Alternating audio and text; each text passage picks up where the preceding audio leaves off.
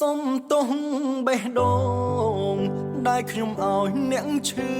គ្មានស្វាងស្នេហ៍គ្មានសំណាងឃ្លាតហើយឃ្លាតមុំកលយ៉ាង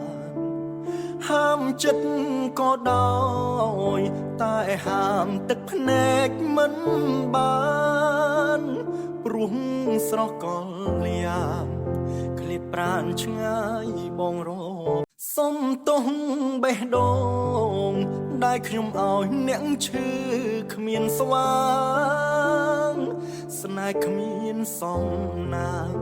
ឃ្លាតហើយឃ្លាតមុំកលយ៉ាងហាមចិត្តក៏ដោយតែហាមទឹកភ្នែកមិនបានព្រោះស្រស់កលយ៉ាងឃ្លាតប្រាណឆ្ងាយបងរក